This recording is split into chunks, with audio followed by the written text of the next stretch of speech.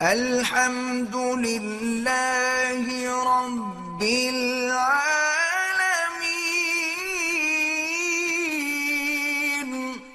اور لباس میں منع کیا ہے کہ مرد ریشم نہ پہنے۔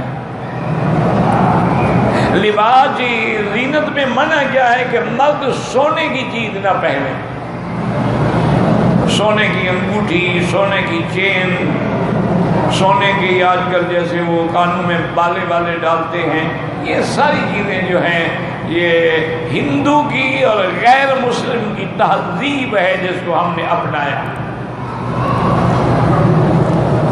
اور اسلام نے یہ بھی منع کیا ہے کہ مرد ایسا لباس پہنے جو زنا نہ ہو، یا عورت ایسا لباس پہنے جو مردانہ ہو، یہ حرام۔ اور صرف معمولی گناہ نہیں، سب سے پہلے شیطان پہ اللہ نے کیا کہا تھا؟ لعنت۔ تو حضور نے فرمایا کہ یہ جو مرد عورتوں کا لباس پہنتے ہیں، عورتیں مرد کا، لعن اللہ المشبہین من الرجال والمتشبہات، ان پہ اللہ کی لعنت۔ اس سے بڑا سزا کیا ہوگی جن پہ اللہ کے نبی نے لعنت بھیجی ہو؟